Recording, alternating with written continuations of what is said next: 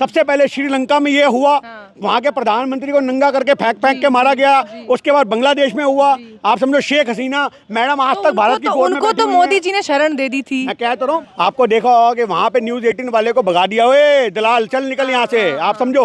और वो डर गया, ऐसे हाथ जोड़ रहा है न्यूज़ 18 वाला के, पता लगे बंदूक मेरे ना टांग दे।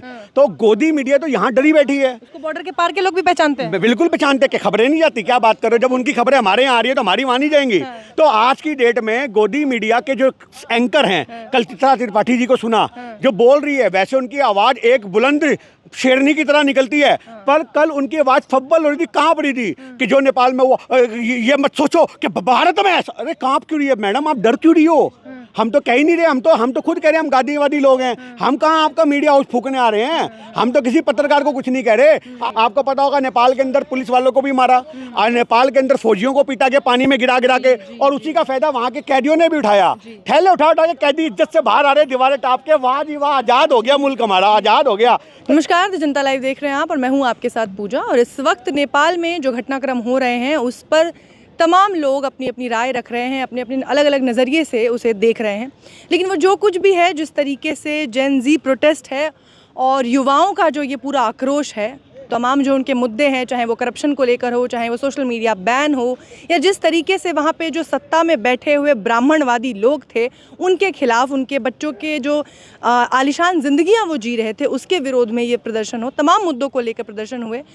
इस वक्त नेपाल में जो घटनाक्रम चल रहा है उस तमाम मुद्दे पर बातचीत करने के लिए गिन्नी साहनी जी हमारे साथ मौजूद हैं। और क्योंकि भारत का बॉर्डर लगता है नेपाल के साथ, हमारा पड़ोसी मुल्क है, ऐसे में वहाँ अगर कुछ होता है, चाहे वो श्रीलंका हो, बांग्लादेश हो और अब नेपाल, इस तरीके की घटनाक्रम से कहीं ना कहीं हमें भी उस पर हमारा भी विशेष ध्यान होता है, और उससे भारत में क्या कुछ हो सकता है घटित, उस पर भी हम समझने की कोशिश करेंगे। तो गिन्नी साहनी जी, सबसे पहले तो ये बताइए कि नेपाल में इस वक्त जो कुछ हुआ उससे भारत के युवाओं को क्या प्रेरणा मिलेगी, क्या कुछ सीखने को मिलेगा? क्योंकि जेन ज़ी ये जो वर्ड है ना, अक्सर इसे बड़े अलग तरीके से देखा जाता था कि ये वो जनरेशन है जो सिर्फ रील्स बना सकती है, ये वो जनरेशन है जो सिर्फ फ़ोन में घुसी रहती है, इन्हें सरकार से या किसी तरीके की वास्तविकता से कोई मतलब नहीं है। पर इस जेन ज़ी ने जो करके दिखाया है नेपाल में, वो अब इनका एक अलग ही परिभाषा इनकी गढ़ रही है।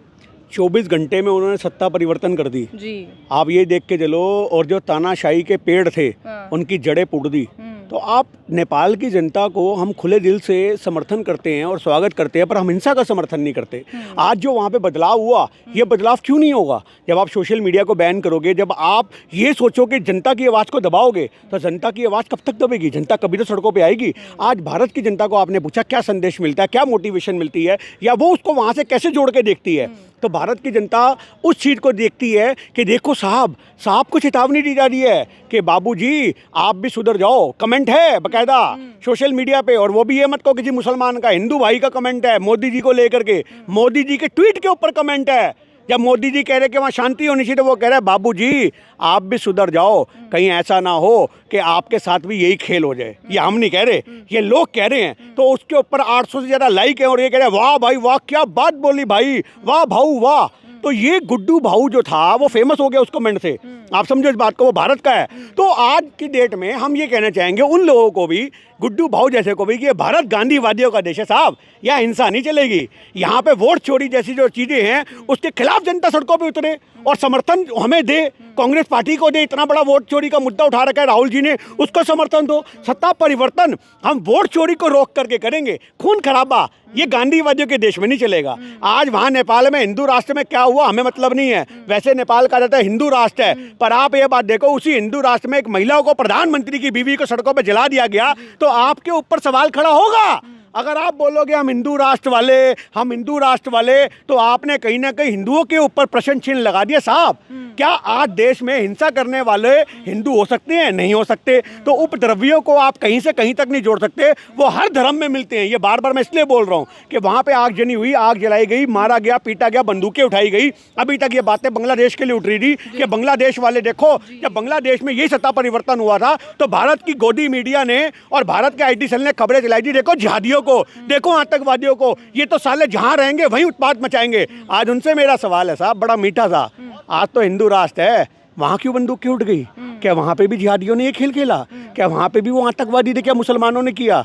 आप ये देखिए साहब, जब एक उत्पीड़न किया जाता है ना, तो पीड़ित आदमी की जब छाती जलती है, जिसके बच्चे मारे जाते हैं, तो उसका कोई धर्म नहीं होता। उसका एक धर्म होता है हिंसा, और कैसे भी करके ऐसे लोगों को रोका जाए। तो इन युवाओं का कोई धर्म नहीं होता, इनकी कोई पहचान नहीं है। इनकी बस एक पहचान है कि जब सत्ता इन पर हावी हो जाए और सत्ता का जो अत्याचार है वो बढ़ जाए, तो उसके विरोध में जनता उतर आती है। अब एक नारा जो वहाँ से काफ़ी वायरल चल रहा है कि केपी चोर देश छोड़, ये नारा कुछ सिमिलर है, हमारे देश में भी चल रहा था। वोट छोड़ गद्दी छोड़, बिल्कुल सिमिलर था। तो आज की डेट में वहाँ का प्रधानमंत्री इस्तीफा देके हवाई जहाज पे लटक के गोल हो गया। आप ये देखो, दुबई में जाके बैठ गया। तो 24 घंटे में गोल हो गए। मैं वही कहना चाह रहा हूँ, दुबई में जाके बैठ गया। वैसे तो कहा जाता है कि आपको ये भी बता दूं, क्योंकि दुबई वर्ल्ड का एक ऐसा देश है जो सबसे ज़्यादा सेफेस्ट देश है। आज उससे ज़्यादा सेफ कंट्री कोई नहीं है। आज दुबई के लोग जो वहाँ पे कोई आतंकवादी भी पनाह ले लेना, तो भी दुबई की जो पुलिस है, जो वहाँ का प्रशासन है, वो इजाज़त नहीं देता कि तुम हमारे यहाँ खून खराबा करो। तो ये आपको समझना पड़ेगा कि जो हमारे देश के अंदर सत्ता परिवर्तन आप उम्मीद कर रहे हो, ये भारत के लोगों से हम भी उम्मीद कर रहे हैं कि सत्ता परिवर्तन में साथ दो, पर ये तरीका गलत है। पर अंधभक्तों को जागना पड़ेगा। आपने नेपाल को बोला कि नेपाल से हमारे देश का युवा क्या सीखता है? अजी कुछ नहीं सीखता। हमारे देश में अंधभक्ति में लीन है। हमारे देश के लोगों को 5 किलो गेहूं मिल जाए, उन्हें उनसे मतलब है, समझ रहे हो बात? उनके सामने कोई धार्मिक नारा लगा दिया जाए। आज मैंने सुबह धर्म की 3 परिभाषाएं बताई। अच्छा। आप समझ रहे हैं इस बात को? और उस परिभाषा में मुझे कहा जा रहा है तू तो खालिस्तानी। आप एक बात बताओ, धर्म की 3 परिभाषाओं में सबसे बड़ी परिभाषा थी कि जब धर्म आस्था पे चलता है, जब इबादत पे चलता है, तो वो कल्याणकारी होता है। आप मानती है ना कि जब धर्म आस्था पे चलेगा, जब इबादत पे चलेगा, तो वो कल्याणकारी है। और जब धर्म पाखंड का सहारा लेगा, तो वो जग में हंसी का पात्र बनेगा। आप समझना, कावड़ में भी आपने देखा होगा, ऐसे लेकर के लड़के नाच रही थी, तो वो हंसी का पात्र बना। जब धर्म पाखंड पे चलेगा तो हंसी का पात्र बनेगा। और जब धर्म राजनीति में आ जाएगा, तो वो नफरत को जन्म देगा, वो हिंसा को जन्म देगा। और उससे ज़्यादा देश में बदलाव आप अगर कहीं से देख रहे हो, तो वो धर्म जो होता है वो देश में एक नफरत की वजह बन जाता है। आज गोदी मीडिया हो, अंधभक्त हो, इन्होंने धर्म को एंगल चेंज कर दिया है। ये धर्म की आड़ में इनके कमेंट भी ऐसे होते हैं कि तुम हमें ये कह रहे हो, तुम हमें वो कह रहे हो। इन शॉर्ट में अगर 2 टुक बात आप पूछो, तो भारत की जनता अंधभक्ति में लीन है।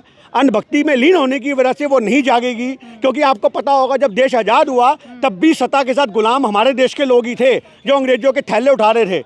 और आज वही लोग हैं जो इस सरकार के थैले उठा रहे हैं। तो हम क्या कह सकते हैं? वहाँ पर बहुत सारे लोगों ने जो मीडिया हाउसेस थे उनको भी जला दिया है। जो वहाँ के हिसाब से जो सत्ता पक्ष का रुख अपनाती थी, उन तमाम मीडिया हाउसेस को जला दिया गया है। देखिए, मैं आपसे मोदी मीडिया आप कह लीजिए, मैं मोदी मीडिया तो यहाँ है ना। एक ही बात कहना चाहूँगा कि यहाँ के लोग भी वहाँ पे खबरें लेने गए थे। आपको देखा होगा कि वहाँ पे न्यूज़ 18 वाले को भगा दिया, ओए दलाल चल निकल यहाँ से, आप समझो। और वो डर गया, ऐसे हाथ जोड़ रहा है न्यूज़ 18 वाला के, पता लगे बंदूक मेरे ना टांग दे। तो गोदी मीडिया तो यहाँ डरी बैठी है। उसको बॉर्डर के पार के लोग भी पहचानते हैं। बिल्कुल पहचानते हैं कि खबरें नहीं जाती। क्या बात कर रहे हो? जब उनकी खबरें हमारे यहाँ आ रही है तो हमारी वहाँ नहीं जाएंगी। तो आज की डेट में गोदी मीडिया के जो एंकर हैं, कल चित्रा त्रिपाठी जी को सुना जो बोल रही है, वैसे उनकी आवाज़ एक बुलंद शेरनी की तरह निकलती है, पर कल उनकी आवाज़ फब्बल हो रही थी, कांप रही थी कि जो नेपाल में वो ये मत सोचो कि भारत में ऐसा। अरे कांप क्यों रही है मैडम? आप डर क्यों रही हो? हम तो कह ही नहीं रहे, हम तो खुद कह रहे हैं हम गांधीवादी लोग हैं। हम कहाँ आपका मीडिया हाउस फूकने आ रहे हैं? हम तो किसी पत्रकार को कुछ नहीं कह रहे। आप किसान आंदोलन में आए तब भी हमने आपका विरोध किया। आप इस बात को समझो, विरोध भारत में लोकतांत्रिक तरीकों से होता है। भारत के लोग हिंसात्मक नहीं हैं, भारत के लोग हिंसा पसंद नहीं करते। कुछ एक लोग उपद्रवी हर देश में पाए जाते हैं। वो नेपाल में भी जो हिंसा करने वाले स्टूडेंट हैं, उन स्टूडेंट में जो हिंसात्मक गतिविधियां हुई हैं, वो कुछ एजेंडा के तौर पर चलाए जा सकते हैं। आपको पता होगा नेपाल के अंदर पुलिस वालों को भी मारा, और नेपाल के अंदर फौजियों को पीटा गया पानी में गिरा के, और उसी का फायदा वहां के कैदियों ने भी उठाया। थैले उठा के कैदी इज्जत से बाहर आ रहे, दीवारें टाप के, वाह जी वाह, आजाद हो गया मुल्क हमारा, आजाद हो गया। तो नेपाल को आज़ादी मुबारक हो। नेपाल से हम यही कहना चाहेंगे कि वहाँ के युवाओं से लोगों को सीखना चाहिए। वो एक प्रेरणा स्रोत हैं। सबसे पहले श्रीलंका में ये हुआ, वहाँ के प्रधानमंत्री को नंगा करके फेंक के मारा गया। उसके बाद बांग्लादेश में हुआ। आप समझो शेख हसीना मैडम आज तक भारत की कोर्ट में, उनको तो मोदी जी ने शरण दे दी थी। मैं कह तो रहा हूँ, मोदी जी ने शरण दे दी थी। वो अलग बात है कि भारत तो एक सब जो भी हमारे यहाँ शरण मांगने आएगा, भारत उसका स्वागत करता है, उसमें कोई दो राय नहीं है। बुजुर्ग महिला बेचारी समझे बुढ़ापे के आखिरी पलों में है शेख हसीना जी। हम तो चाहेंगे। केपी शर्मा ओली कौन से जवान है? तो जवान नहीं है, दुबई चला गया, यहाँ से ज़रा सेफ है। अब वो यहाँ आता तो फिर मोदी जी पे सवाल खड़ा होता, सब भगोड़ों का ठेका हम नहीं ले रखा है क्या? जो भागेगा, जिस कंट्री में दिवालिया पिटेगा, और वो उठ करके यहाँ आएंगे। तो ये समझना पड़ेगा, हमारे यहाँ पे सत्ता परिवर्तन जरूर होगा, और वोट चोरी को रोक के होगा। कांग्रेस के एक राज्य में होगा और विपक्ष मजबूत होगा। लेकिन अब ये भी चलाया जा रहा है कि वहाँ के जो युवा हैं कुछ वो ये आवाज उठा रहे हैं कि हमको मोदी जैसा लीडर चाहिए। देखिए वो एजेंडे सेट किए जाते हैं। मैं आपको फिर बता दूं, वहाँ पे आप किसी को बोलो, किसी भी आंदोलनकारी को ये बोल दे, कुछ अपने बंदे यहाँ से भी होते हैं। आपने मोदी जी के प्रोपोगेंडा तो सारे देखे हैं। मोदी जी की छवि तो देश में है ही ना। मैं आपको कहना चाह रहा हूँ, देखो जी, दूर के ढोल सुहाने लगते हैं। अच्छा। आप इस बात को समझो।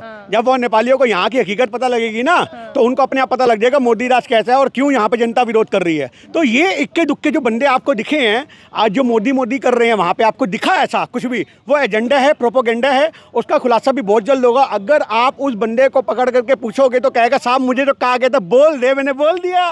तो ये आपको देखने को मिलेगा। ऐसा नहीं है कि आप सोचो कि वहाँ पे लोग, अरे जिनके अपने घर में मातम पिट रहा हो। हाँ, वो गिनी सानी जी भारत के मुकाबले में छोटा सा देश है, हाँ, और उसके बाद भी इस तरीके से वहाँ की जनता आक्रोशित होती है और सरकार को पलट के रख देती है। चाहे आप श्रीलंका की बात कर लीजिए, चाहे आप बांग्लादेश की बात करिए, चाहे नेपाल की बात करिए, वो ज़्यादा हमसे ज़्यादा उनके अंदर ऊर्जा है, ज़्यादा वो अपने छोटे देश हैं। हाँ। पर वहाँ के लोग जिंदा दिल हैं। हाँ। यहाँ पे तो लोग जिंदा हैं पर कफन ओढ़ के बैठे हैं। आपको समझना पड़ेगा। बहुत बहुत शुक्रिया गिनी सानी जी, बहुत धन्यवाद।